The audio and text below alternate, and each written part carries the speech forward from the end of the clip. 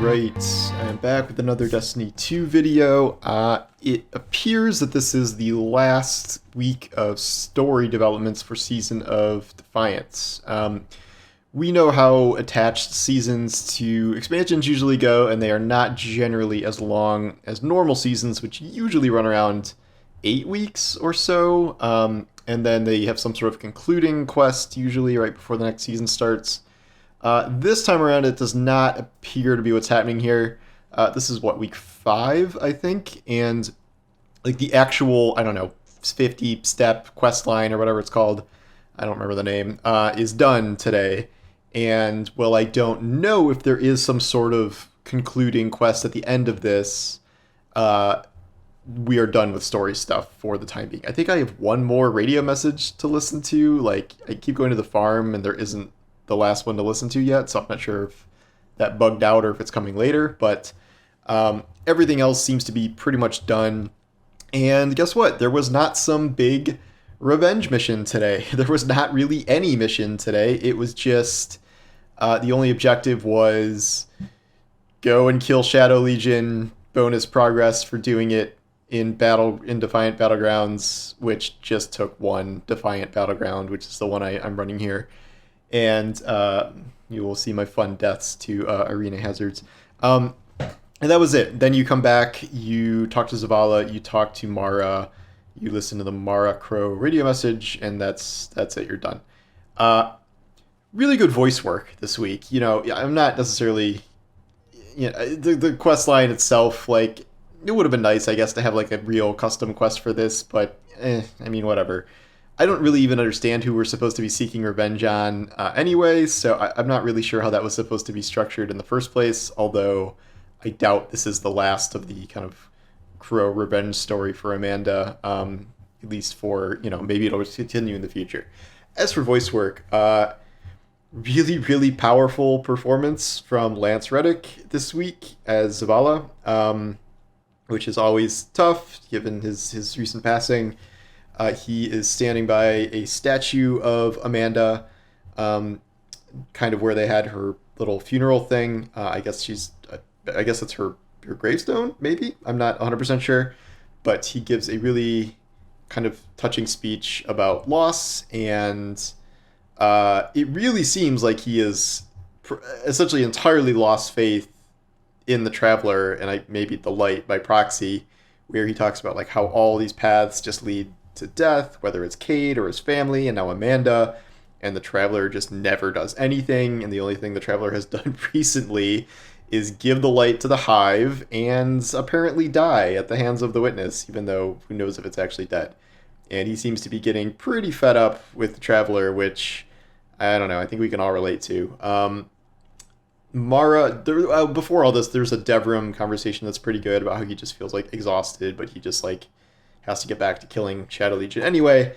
And then there is just a short scene with Mara about how she, feels Zavala's loss, and, Amanda will be remembered, blah, blah, blah. The radio message between her and Crow is interesting, and she keeps trying to, like, relate to Crow, and Crow's like, you don't know me, but he kind of softens up to her at the end. Again, I don't really know where this is going, other than I think it is pretty safe to draw the conclusion now that Amanda is not coming back. I know it is like, I think we've arrived at the conclusion that maybe it is technically possible for Amanda to return. Like, I think ghosts can still resurrect corpses to make new guardians because they still have the light. And so I don't think whatever's going on with the Traveler affects that in the end. I do think it is technically possible she could be resurrected.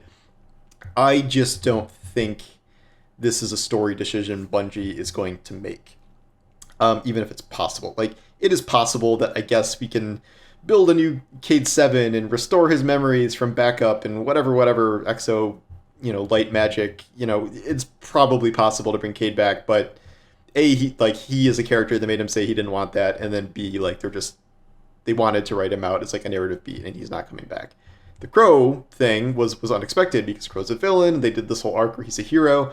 I don't see them doing that with Amanda. Like, again, I think it would be too similar to the Crow arc, even if she's, a hero to begin with, and like, sure, I would love to see Amanda resurrected as a Titan, and that would be fun, but it would kind of discount this entire season. I would say like they are really leaning into the whole like, what happens when a human gives their one life to sacrifice? Like how do you remember that person? Like it would just be pretty goofy, I think, to resurrect Amanda at this point, given the weight they have at least tried to give. I think this week was better than last week in terms of the weight of Amanda's death, because I think her actual death was kind of goofy and not very well handled. But this time around with the scenes, and especially Zavala and Lance doing that voice work, was, I would say, a much better farewell for Amanda than the actual mission we had last week. So no, I don't think she's coming back. It is technically not impossible, but no, I don't think it's happening. And then we are headed toward Season of the Deep. I'll do a whole speculation video about that, but there are just incredibly strong hints that Titan is returning in some form. I assume it'll return like the derelict Leviathan and be altered, and then probably be re-sunsets at the end of this year because it's technically seasonal content, which is a bummer, but that is my prediction. They've already mentioned, stuff about the Witness has an enemy there in the deep, and I think it's the Leviathan that, used to swim around there. I haven't not dove into leaks or anything. This is just what I'm gathering from some pretty obvious telegraph messages, but I don't know what the actual storyline of Season of the Deep is supposed to be. But yes, I think we have concluded our Amanda Defiance storyline. In terms of actual gameplay stuff, there are some things to do this week. Master Raids are live, raid challenges, and then they've launched Legend Battlegrounds.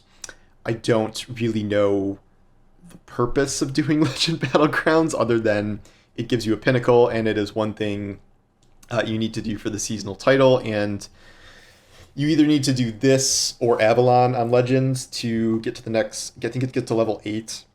I think that's only one of only 2 things I even have left to do. But I still just I don't care about seasonal rank or Guardian rank. If it resets, I just don't care. That is not a good system. And we're going to be reset to 6 in a month and a half, 2 months. Unless they start changing that, that's not really a system I'm going to purposefully go out of my way to invest in.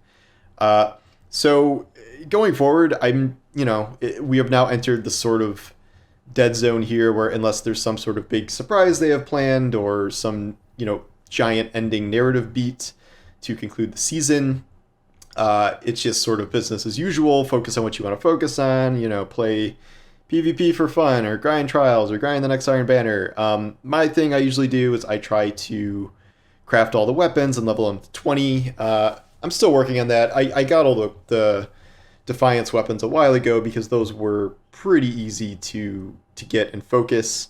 I am missing, I think, 1 pattern of the Neomuna pulse rifle, and Neomuna weapons are pretty absurdly hard to get because the only way, you get a head start if you do the legendary campaign because you get some free red bars, but trying to do them just through like Nimbus rank ups and heroic patrols is like mind-numbingly bad.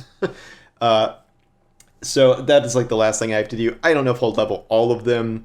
Like the strand sniper, like leveling like a crafted sniper is probably one of the worst grinds in the entire game. So I'm focusing on pretty much all the other ones. We are due, I think, for a mid-season patch in a couple of weeks where I think I read that they're going to do some sort of primary weapon pass so they don't feel as terrible.